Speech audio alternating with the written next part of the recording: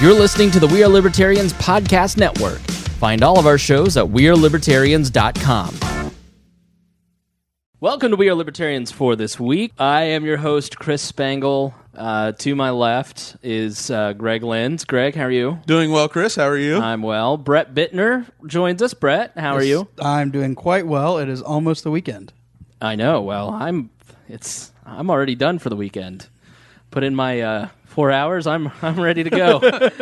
And joining us is Chloe Anagnos.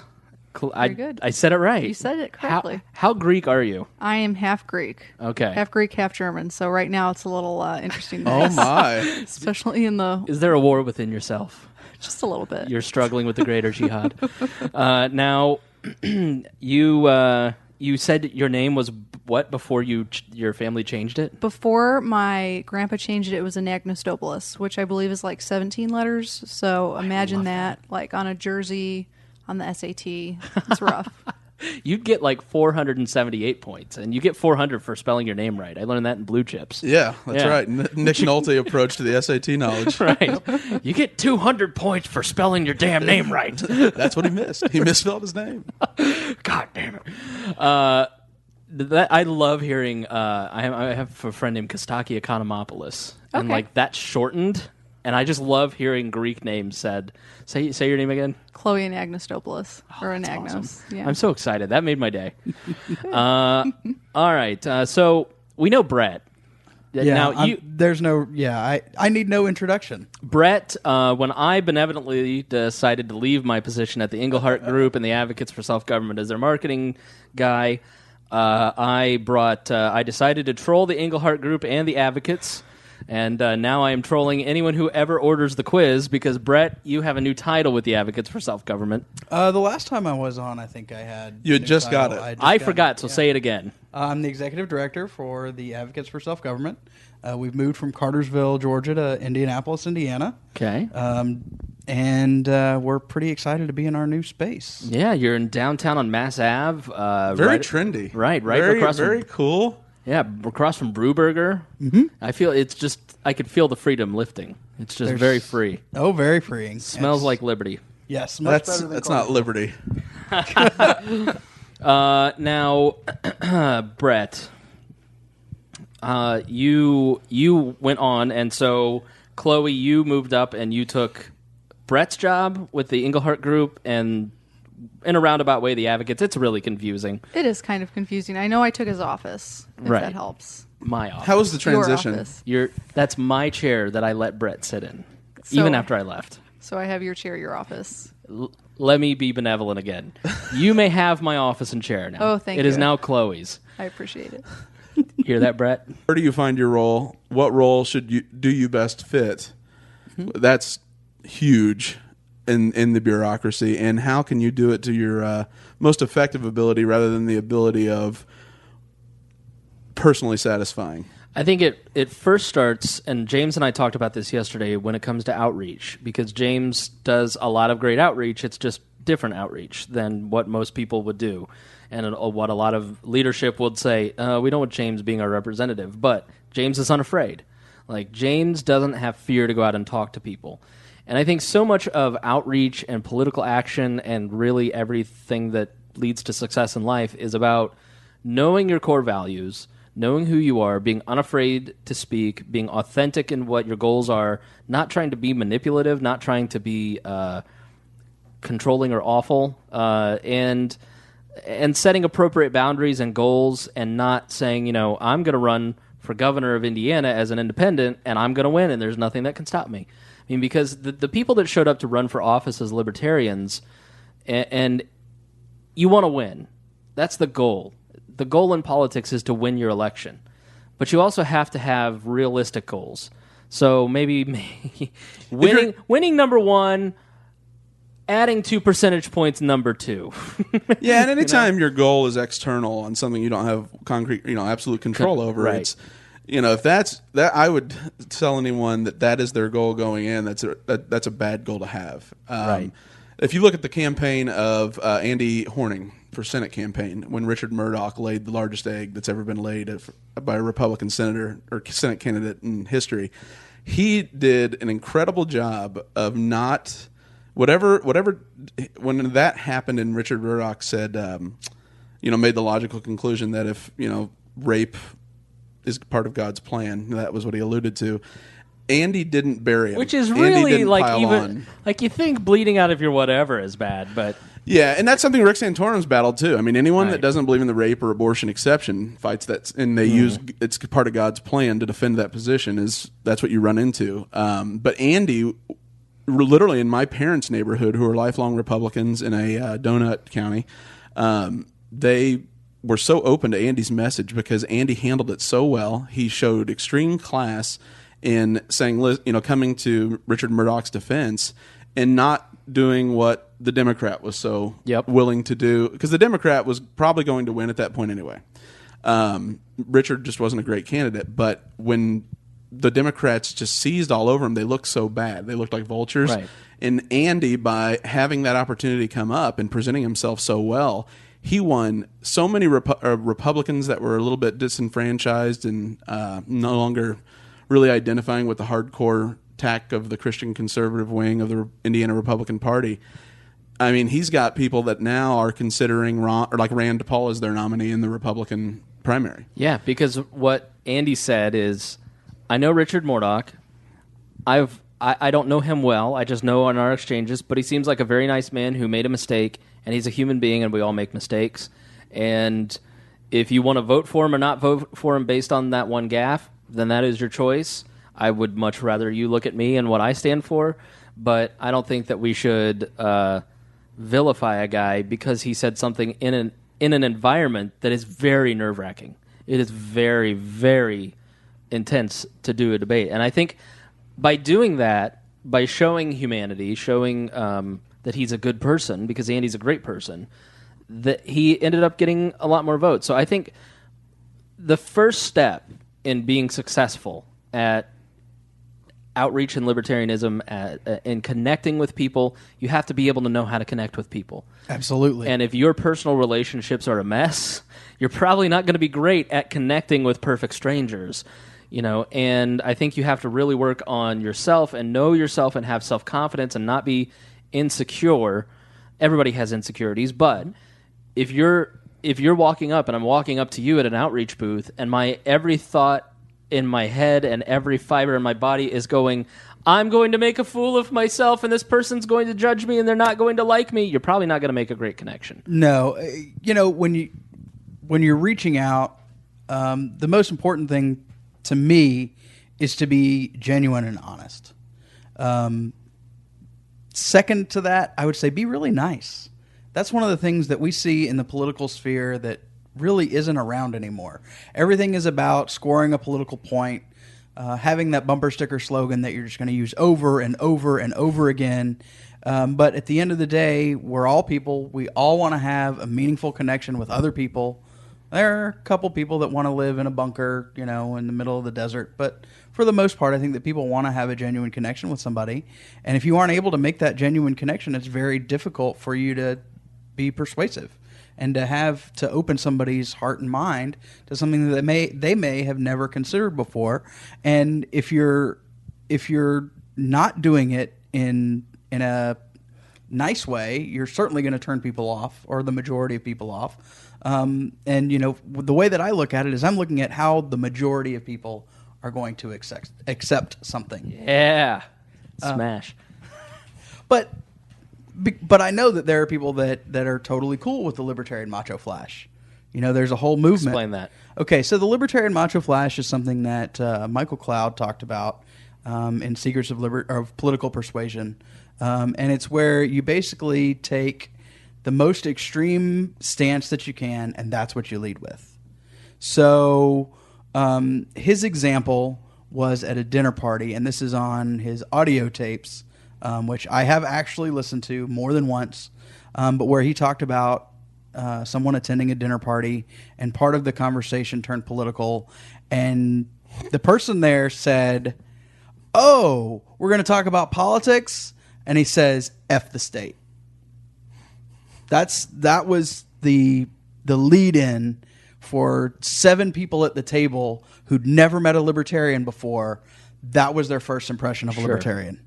And so because... Sort of like, I don't know about gun rights. I believe everyone should own a nuclear weapon. Exactly. And when you lead with that libertarian macho flash, that very extreme position right out the gate, number one, you're alienating the folks that are there. You're the first impression that they've ever had, and you're going to temper that impression for the rest of that person's life. And it takes a lot of work if they do encounter somebody else to kind of bring that back from the ledge. I know that there are some libertarians that like to use that because they feel that it brings people in, and it may, but it's a very small percentage.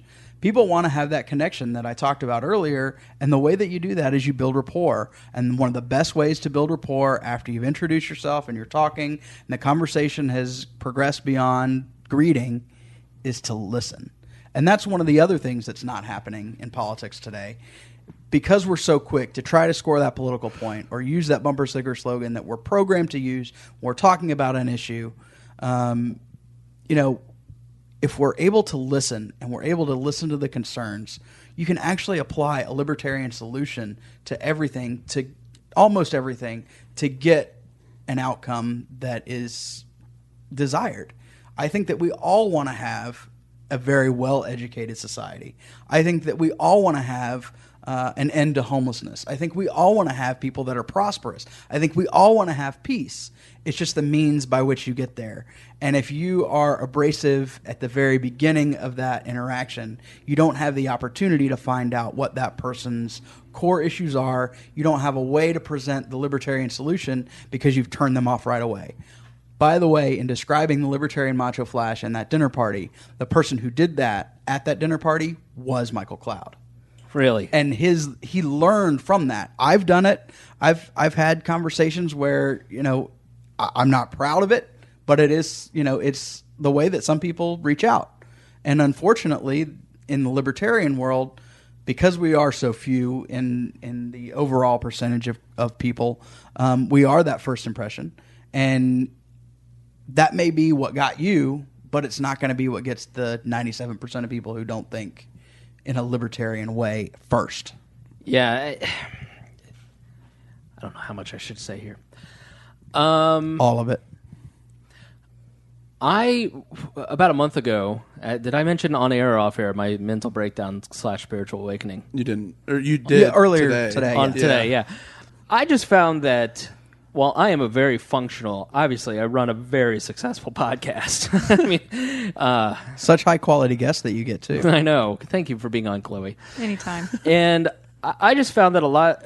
I was having trouble with some of my personal relationships, and I just realized, and I just was getting mad because after the divorce, things just kind of went crazy, and I just was like, what is? I finally sat down and thought, what's the problem?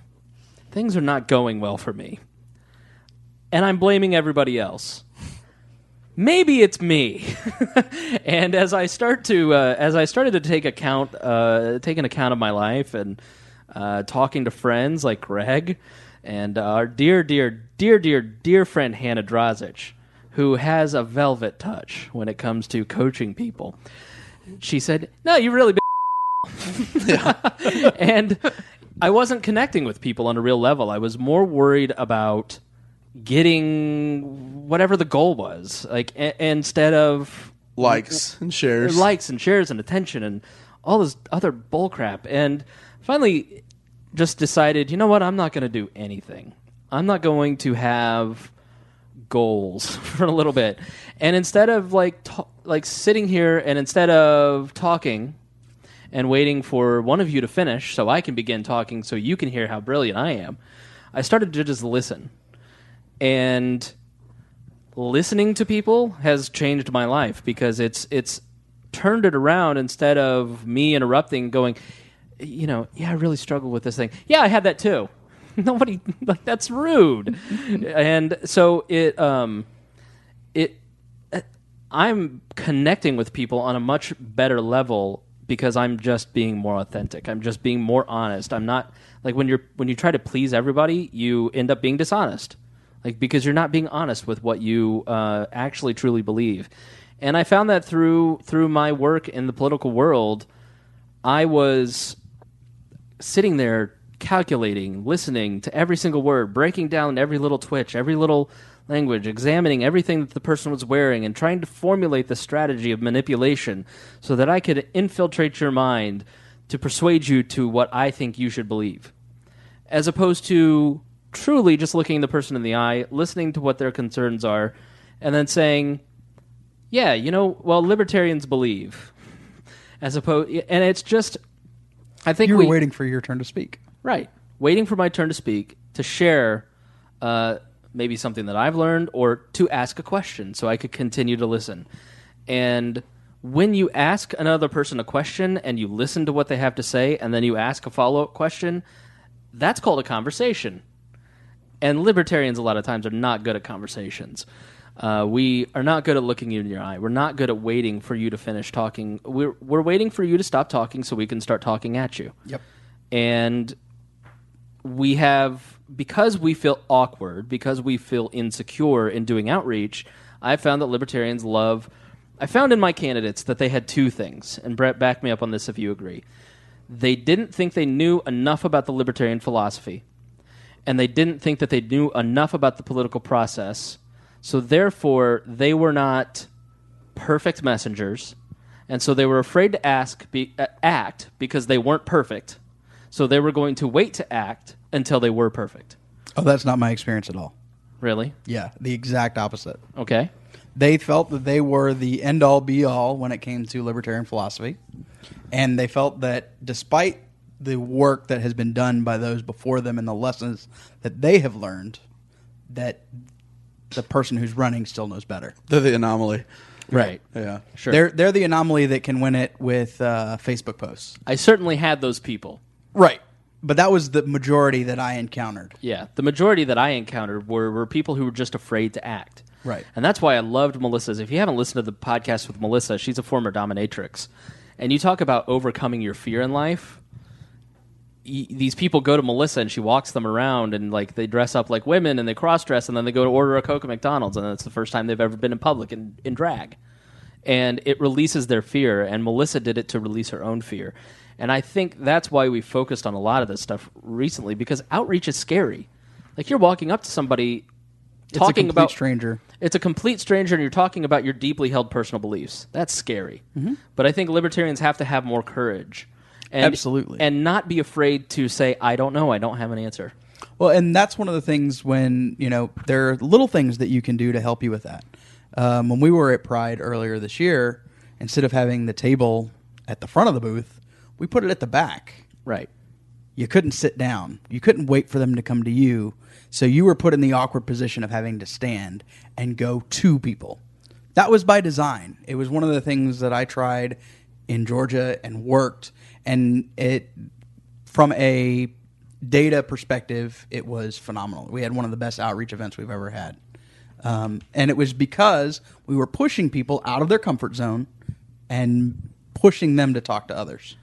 Now, Chloe, you've run a successful campaign. So sure. When you go out and persuade people, what are things that you've done to persuade others that you've seen work? I think the biggest thing is, at least in student government, is going up to the random kids that are sitting at the atrium food court saying, hey, my name's so-and-so. Have you ever heard of student government before? Usually they'll say no, and you say, and that's why I want to talk to you, because you obviously have no idea that your student fees go into this co-sponsorship fee, that if you're in another organization that you can use it.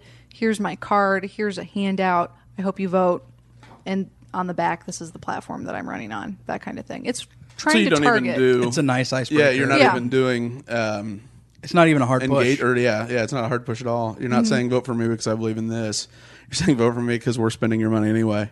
Right, absolutely. And I think a lot of students, don't understand that. And even on the national level, a lot of people, oh, my tax dollars pay for this. So how did you sit down and figure out what you wanted to say? How did you prepare your material, prepare your speech?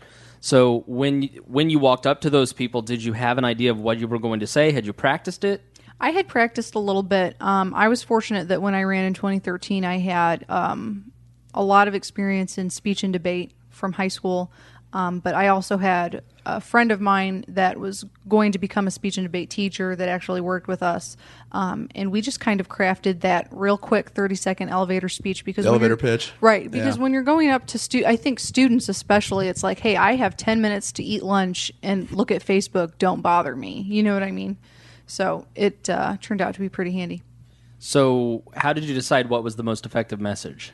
Oh, I think it was we're spending your money anyway. Right. Because when you look at students now, especially my generation is going to have what, like $30,000 in student debt, something like that. Minimum. Oh, minimum, right. It's very easy to come up and say, hey, did you know 663 of your dollars go to the football team? Did you know that this amount of money goes to this? So you should definitely take advantage of it. And it worked. Did you ever get backlash to that? Because a lot of times the organizations spending that money don't like the sunshine and or that to be put under inspection. You know, they don't want that $663 to be going to the football team. Did you ever get backlash from the organizations involved? Or was there ever a counter movement almost that said, hey, our money's going towards this, and a group of students coalesced around a common cause to stop the money from going there? I personally don't remember one, but I also think that there are a lot of students that are very lazy. Yeah, people in general. People in general are very lazy. I remember, I think it was last year, my senior year, it came out that I think the student fee that goes to the football team is around $660 some odd dollars. And I know that was very publicized in our student media and also in our Muncie media. And I think the Star has picked it up a few times before. And there are a lot of students that are very upset about that, but hey, sports is one of the best ways to market your team. Well, when you guys had your undefeated deal with football it. season under Brady Hoke, I mean, Yes. that got Ball State on a national level that people at the time were like, where is that? Oh, yeah, what is that? absolutely. And then, sure enough, people were, everyone kind of became a fan. They wanted Mm-hmm. Ball State to be undefeated. And then before that, and this might have been before you were a Ball State fan, but in the early 2000s, IU's assistant basketball coach, Tim Buckley, was the basketball coach at Ball State, and they were playing in a Hawaiian tournament early with Duke, UCLA, and Kansas. And it's when Bonzi Wells was there, and they swept everybody, all top 5 teams, and just showed up like out of nowhere. And all of a sudden, everybody was on the Ball State bandwagon again. Right. And those are the 2 times that I can remember Ball State getting national public press. Positive, I don't think you guys haven't had the issues that IU and Purdue have had of the negative national press. No, fortunately. Which is great. I mean, that's even more of an advantage. But then though, does the student say, I don't want that money? I mean, do they even have recourse to say, I do not want 600 and some odd dollars being given? I mean, no? they can complain about it on social media and they can write letters to the editor. But at the end of the day, what a lot of people don't understand is that when I was a student, I could go to any athletic event I wanted for free. If I went to an IU basketball game, it would cost me, what, $75, something like Yeah. that. So at the end of the day, Ball State, I mean, I was saving money by paying that $660. And I mean, it has to come from somewhere. But And it's basically an all sports pass. Right. It was an all sports pass. And a lot of students don't understand that, hey, if you don't like it, don't go here. You can go somewhere else. Yeah. So how did you deal with personal rejection? So when you walk up to give your message and you inevitably get shot down or like maybe what was the worst thing somebody said to you, and then how do you deal with that? I specifically remember it was the first few days before our election started, before you could actually like go online and vote. And I remember seeing this girl that I had lived, like she was on my hall when I was a freshman or whatever. And I said, oh, hey, so-and-so, did you know I'm running? This is my card. And she said, oh, I'm voting for the other team. It's like, oh, kind of hit me a little hard. But at the end of the day, I kind of realized like, okay, I've got more work to do. That's one person I don't have. So now I have to make it up somehow. And you're still alive. I am. You managed to make it through that tiny rejection, didn't you? Oh, yeah. Mm-hmm. And you went on to win, didn't you? I did. Yeah. So I think sometimes we fail to put some things in perspective. So if somebody is mean to you, or if somebody turns you down or shoots you down or says, I'm a Republican, I'm not voting for your libertarian bull crap. You're all crazy conspiracy theorists. You're going to get rejected. You're going to have people that don't want to talk to you. You're going to have people that don't want to be bothered. But you're probably 1 out of 10 times, would you say? When you're out canvassing and talking to people at an event, you're going to have some really awesome conversations. Oh, absolutely. And if you get bogged down by the one bad conversation, or if you get drawn into an argument with somebody you're not going to win with, you're going to lose out on those great conversations, those people that you can convert. You know, it's the biblical theory of don't cast your pearls before swine. Why would you give pearls to a pig? They don't want them. They don't use them. They can't use them. They can't appreciate them. It's sinners, salvageables, and saints. You go to the saints, you inspire the saints. You go to the salvageables, you convince them, and the sinners you leave alone. Because there's no profit in arguing with somebody who is never going to have their mind changed. And yeah, it's fun for you to sit there and argue, and sometimes there is value in arguing with people because it sharpens your sword. But for the most part, don't waste your time getting drawn into arguments if you're rejected or if they want to pick a fight. There's no point. Well, as economically minded as libertarians are, we should recognize the idea of sunk costs. And there's a certain point where you do have to cut bait and you do have to end the conversation because, like Chris said, you're not going to be able to change the mind of the quote-unquote sinner. No. You should be focused on the salvageables. You inspire your saints, but 80 to 90% of your time should be spent on the salvageables. And you know, there are people that you're never going to change their mind. That's fine, because you know what? Not everybody is going to become libertarian. Not everybody's going to have an idea that, oh yes, we should be free, we should be prosperous, we should be peaceful, things should be voluntary. That's not. There are people that's just not going to work for them. It's too much of a shift mentally. I mean, it's too drastic of a move, and this has a lot been candidate focused, and I think not everybody's designed to be a candidate. That's Right. not everybody's best role. You know, I see it like we were talking before, as there's the candidate, and then there's like what Brett's role is, and then what your role is, the brand ambassador. Well, I think there's a lot of people who do outreach booths that a lot of this applies to. It's not just candidates. I think if you're out giving the world's smallest political quiz at a pride parade or at whatever event, you're going to have to talk to people. Oh, absolutely. And you should be talking to people. Right. And even if that's your role, if it is a public-facing role or you're at a booth doing outreach, I think the goal of the person at the outreach booth is different than the goal of the candidate. If I'm the libertarian candidate, my goal is an external goal, really. If my goal is the outreach, it's really more about it's tough at an outreach booth. Anytime you're trying to even get someone's attention is hard. Mm-hmm. And you're never going to get someone's attention if they come up and it isn't relevant to them. Sure. The emphasis has to be on them. And I feel like, just even having a pamphlet of information is a bad idea, because then that in and of itself is a broadcasting. You're broadcasting to them what you believe. Mm-hmm. You will get so much more attention time from that individual if you can get them to open up about what's bothering them, what's their main concern, what are their main issues. And then instead of just saying, well, this is how libertarians would fix it, most people are smart enough. If you say, it's like the EPA, if you say, all right, listen, the EPA was responsible for a mistake they made and ended up releasing toxic chemicals in an abandoned mine that ended up flooding a Colorado River, and it's a serious issue. Since the organization we've funded and created in order to protect us from such events has shown itself to be negligent, what is an alternative? And you help that person, start to formulate in response to that and say, well, what would you do in this case? Obviously, step one, try to prevent minerals coming into the water and toxifying your water supply. What are the proper protocols to do that? How would you do that? How is that done? How do we do it now? And if you can get them into a conversation about the how. The Socratic method. Yeah, the Socratic method. They're going to arrive at a totally different endpoint, rather than saying, well, we'll elect politicians that appoint people to bureaucracies that can be politically influenced with money and then have different directors and overseers who have no experience in such fields. That's probably not the optimal solution to fixing the EPA. Right. The optimal solution is having people involved in the community that drink that water every day, that are showering in that water, that kids play in that water. It waters their crops. It is their... Yeah, that's a livelihood. What we're seeing now with the Navajo Nation is they may not be able to irrigate their crops because that is the water supply, even though they're saying that it's minimal damage, adverse health effects. Yeah. Right. But yeah, just like the Gulf oil spill.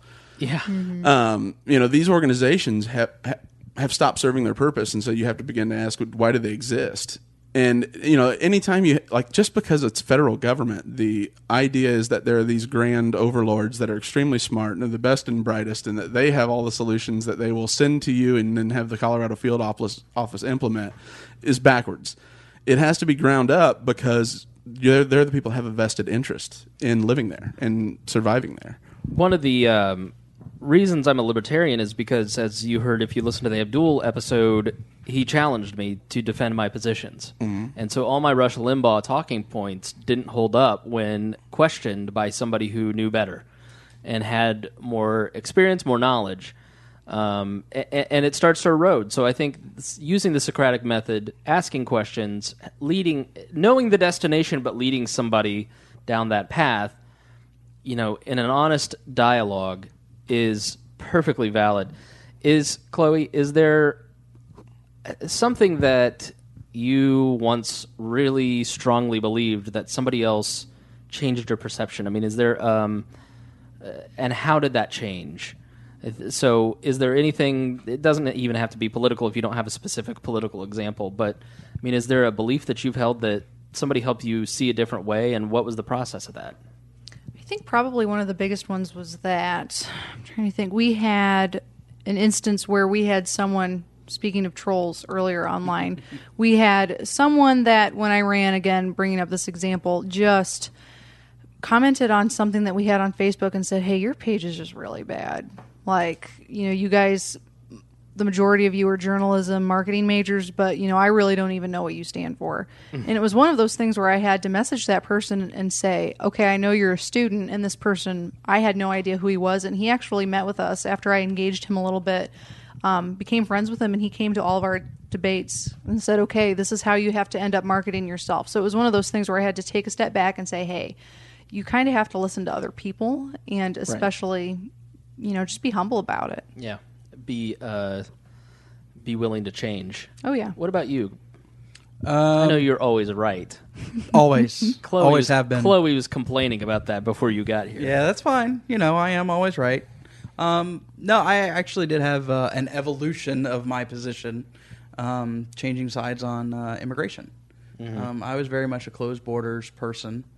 And it took hilarious considering that your family was an immigrant, a family that immigrated here not even 70 years ago. Right. Yes, my grandfather was an anchor baby. Yes, right. That's true. I did hold at one time a very closed borders view, and it took seeing someone's personal relationship that I worked with and I was friends with. His boyfriend was from China and could not come here other than for education. He had all kinds of degrees because he was continuing to get education visas and stays so that he could get more degrees, but no one was willing to sponsor him to work.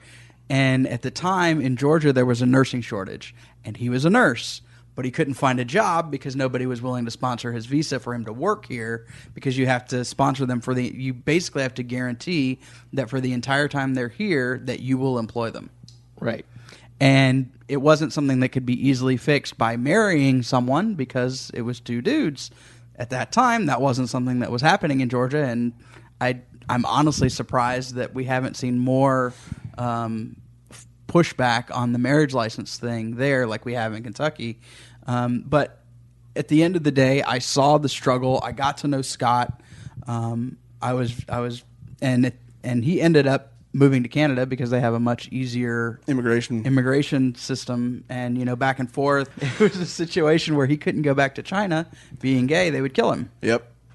That was the part. That's a bad time. Right. So your choices That's a good reason not to go back to China. Exactly. So he could go back to China and die. With their polluted rivers and everything. He could try to continue his continue more while he waited to get something, try to find a job. And but at the end of the day, he had to move to Canada, and their relationship didn't survive that move. But I got to see it firsthand, and it took probably 3 months of seeing it in person and having that connection to somebody who's facing something that I was absolutely dead set against, that changed the way that I looked at it and said, you know what? There is a reason to have freedom of movement, not just in goods, but also in labor. Looking at it from a very libertarian, you have a freedom to travel. Ernie Hancock is right. The answer is always freedom. What was the question? I think for me, more than anything, as what has changed my political viewpoints is just getting older and becoming more mature and accepting that we're all human beings and shedding off all these preconceived notions. And, you know, I've talked about this before. Maya was a huge influence on me over the last 2 or 3 years of seeing somebody struggle against just false constructs of society, as Maya would say. You know, somebody who is trying to just be an individual, live their life in the way that they see fit, and is punished because other people have they think that person, that Maya ought to live. That's not the way it's done. Right. That's not how we do it. And, you know, we are so quick to live other people's lives and to let our family expectations or political expectations or church expectations or whatever mold what we want to do. I mean, that's part of freedom is personal freedom, and it is political freedom. It's being free in every area of your life. And as I have come to understand that, becoming a libertarian really helped me see that. Because before that, when I was a Republican, I really wanted to control everybody. I wanted to be that central planner. I wanted to guide people to the best outcomes in their life. And as I have become a libertarian, I have learned to love and appreciate what it means to be an individual, not only within myself, but also within other people. And Maya and I don't share values in certain areas, but I love Maya nonetheless, and I want her to live the life that she wants to live. Yeah, and not be punished for personal choice. And just having empathy for other people. We're going to have someone on who, like with Woody, in episode 91 of the show, you hear Woody's story and you feel the pain of losing his daughter at the hands of a government that doesn't care, that lacks all humanity. 100 people came into contact with his daughter, and one person spoke up and said, your daughter's dying, you need to do something. And it took 2 weeks for him to finally get to Rachel, and by that point she had passed away. We're going to have somebody on who is a victim of domestic violence here in the next 2 or 3 episodes. And the government does nothing but punish them, the victims, and hurt them. And they're not there to protect the family. They're not even there to protect the perpetrator. They're just there for bureaucratic red tape so everybody can look like they've done something, but people are being hurt. And I think as I have started to, what shaped my point of view more than anything was being the executive director of the Libertarian Party of Indiana, and then being somebody who is in a public role as a libertarian and hearing people's stories and talking to people about the true cost of government and feeling that within my soul and saying something is deeply wrong here and we've got to do something about it because it's broken and it's hurting people. And government does not help people. It is hurting people when you actually get down to talking to people about their stories. Yeah, and then and that was its intent. I mean, that's not the case at all. You know, government was necessarily created so everyone had the explicit guarantee to get out of a bad situation or to have a hand up or, that last line of protection. And it's like anything, though, like society turns things into an abstract. When you're not engaged in your community on that level, that personal level where you see the pain or you experience the heartbreak or you experience the domestic violence, it turns into, okay, well, that's where we have government so that person has, can get out of that scenario. And that turns it into an abstract thing instead of something you live and experience. And the ultimate result, though, is resentment, especially when you get into a place like now where we spend so much on it and we commit so many resources to it that are ineffective or end up being resources spent for a problem that doesn't exist. that is ultimately taken care of in churches, communities, families, that type of place. There's a resentment that grows by the people funding it. And so then that turns into a villainization of us versus them. Mm-hmm. And then it's rare to encounter the moderate today. We've become very very isolated in the information we take in, and then the analysis we choose to read and accept is correct. And so you have people you don't even identify with whatsoever, purely because you're politically affiliated with one party or the other. And like with the Libertarians, that's why I know Brett, when Brett ran for school council, you guys repaired a bench, right? There was a bench or I thought you did something. You remember that one time you did a good thing? Oh, there may have been more than one time. One of the things that we did, Humble brag. we did school supplies. Yeah, and a book school drive. supplies. We did school supplies and a book drive. I saw through my work with the school board that literacy was a big issue, and it was access to books that was the problem. In the ward where I was, it was the poorest ward in the city from a socioeconomic perspective, and it wasn't a matter of, and this is going to be hilarious to Chris, but it wasn't a matter of how many books were in the home. It was how many homes per book. Okay. I mean, Chris has just unloaded his library. I don't know if he's talked about that a lot or a little. No. Yeah, we've talked about it. I've sold off all my books.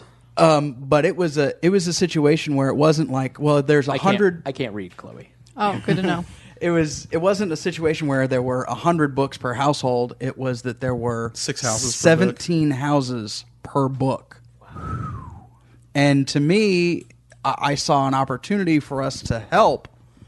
And what we did was we had a book drive, and it was all voluntary, but it was something that I had seen. It was an issue that I, in talking with the principal and talking with the teachers, and it's that, hey, and we timed it around Christmas. So it was something that the kids could take home, so they would have access to something for those 2 to 3 weeks, because otherwise they wouldn't. Yep. Yeah, and that's if you've read Outliers, and they were talking about why Malcolm Gladwell is talking about why that's a good book. It's a good book. Yeah, It's a great book, and they're talking about why low-income families versus high-income families, the education rates are different. It's not because the rich white kids are smarter and the poor black kids are dumber. It's because the parents have the resources to continue their education in times like Christmas break, like summer vacation, whereas the low-income families have working parents and they can't get to it. They don't have the time and they don't have the resources. Right. They're too focused on making the ends meet so that there's a roof over their head, and if they get to read, then awesome. Every human being is, it's about starting out. It's not about starting out. It's I don't know. Sometimes our view is we compare everything. It's always comparison. It's like we look at it and we go, well, poor means dumb. So guilt by association. But then we got to take care of them because they're poor and dumb. Yeah, well then the liberal entitlement, we know better, and social justice warrior. Yeah. So you were saying something about Brett and. Well, I was going to say, like with libertarians in general, I've always thought, it's pointless to go out.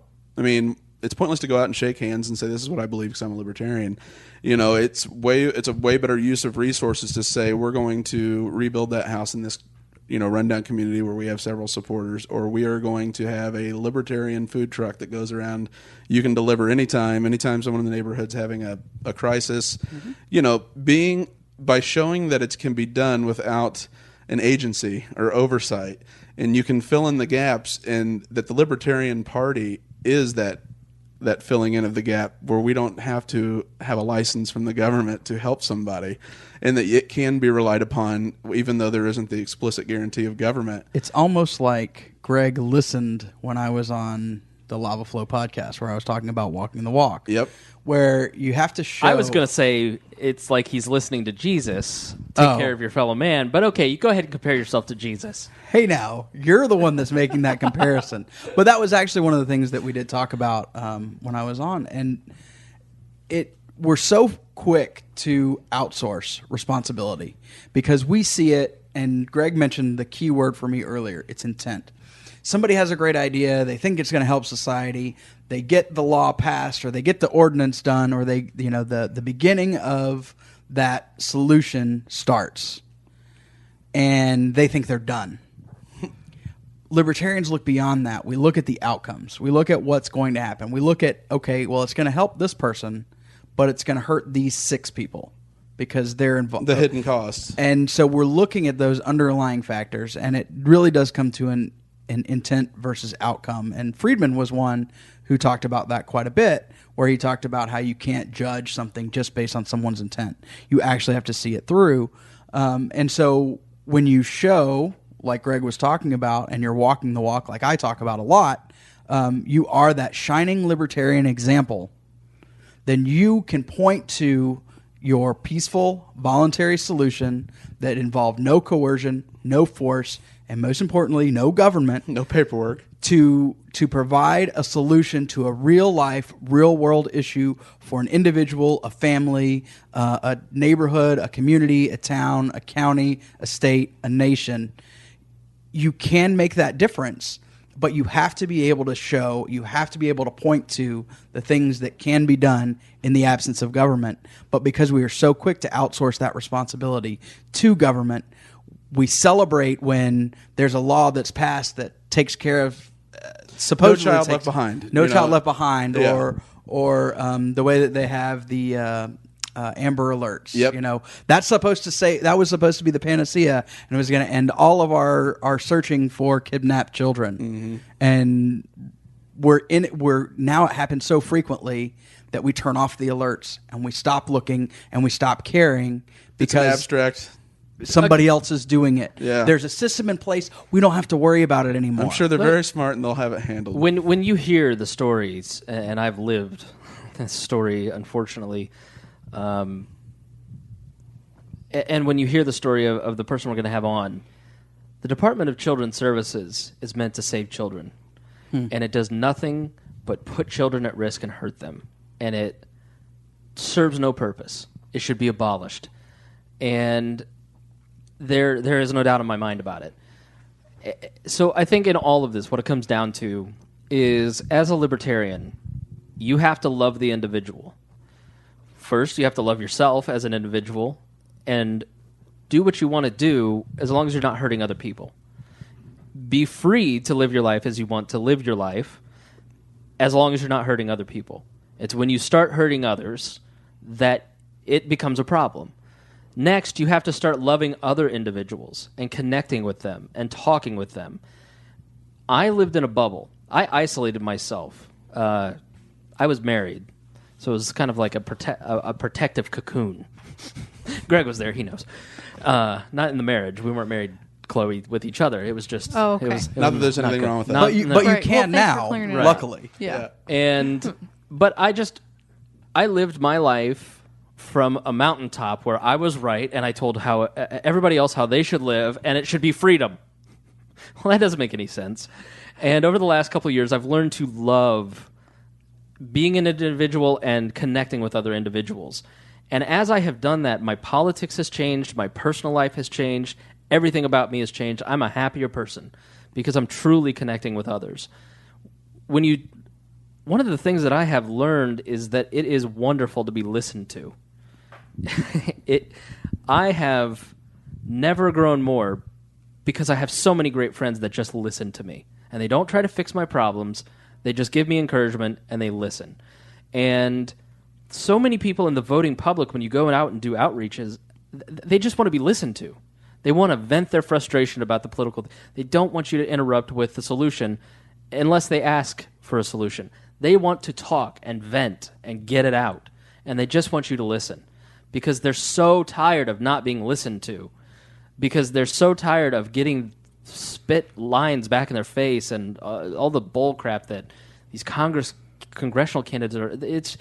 They just want to be heard. And if you're the person that is listening and they feel like that you care, Woody came to us because Woody felt like Rupert would listen to him and Woody would care. And then when I picked up the phone and I started talking to Woody, I wasn't afraid to hear his story. I wasn't afraid to connect with Woody. I wasn't afraid to talk him through this issue, give him advice, and then have him come on. And he wasn't afraid to tell his story. It's a deeply emotional story for him. It's very difficult for Woody to tell his story.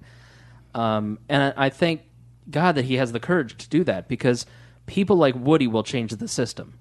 Because when you hear Woody's story, you feel it in your soul, as opposed to hearing him in a 3-minute soundbite on the 11 o'clock news, and you're sitting there going, man, somebody really should do something about that. That sounds horrible. And we've delegated that responsibility to somebody else ought to do something. And, the Christian church, our faith groups, Jewish organizations, they're as guilty. I'm a Christian, so it is. Let me talk about my people. If you give over responsibility for caring, liberal Christians, and I'm a Methodist, so trust me, I've got my own issues with people, with my church, but they want to look at the government and say this is the compassionate solution, and you know what that does? That means that you are just writing a check to the government and letting them not take care of the problem, as opposed to going out and showing love to other human beings. So if you want to be good at outreach, you first have to love the individual. You have to start listening to people. You have to start connecting with others, asking them questions, and having an experience with somebody else. Put down your cell phone. And there's this big race to have all this technology for outreach. What's the best way that we can connect with people? How many apps can we build? It's Food not about drive. apps. Exactly. Brett did a book drive. Yep. Because when Brett actually had the courage to get up off of his and to get out there and start talking to people, Brett recognized a need in his own community because he had the courage to get out and act. And he wasn't afraid to do it. And then he saw a need. And then he started telling people about the need. And then other people felt like, oh, wow, this really sucks. I can do something, because Brett broke it off into small, bite-sized pieces. I don't need you to come up with 1,300 books. Right.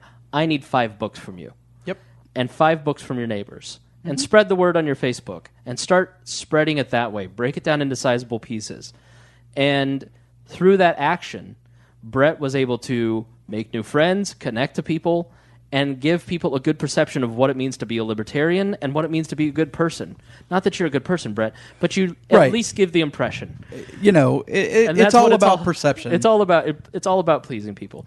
So I think that's really what it comes down to. And I know that this is probably one of our more Oprah episodes, but I don't think that you can. Wait, are we all getting a car? Oh my God, yes. You get a car, and you get a car, I and hope you get so. a car. She's 23. I know she needs a car. Yes. So,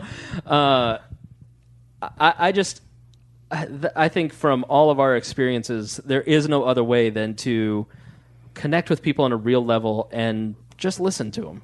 I think that's the best way to do outreach. There is no other real way. We could sit here and tell you go to advocates.org, theadvocates.org, and buy lots and lots of materials. Yes. That Chloe will write you a note in every single box that I will. ships you. Yep. Buy them now.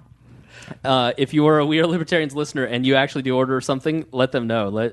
Let's make Chloe work. All right? Yeah, please Well, she do. just took the quiz today, right? No. Or no. No, previously. And you took the quiz and scored libertarian for the first time. Mm-hmm. Do you remember roughly how pure you were? Like what your Are percentage you a points 100? No, I don't remember. I don't think I paid attention to that. I You should just take saw it you were again. libertarian? I just looked at the little chart. were? Okay. Well, that's good enough.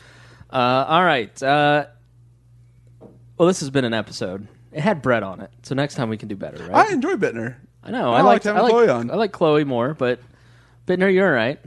All right. Well, thank you for joining us here on We Are Libertarians. We appreciate you joining us on this episode, and as always, we promise To do better next time.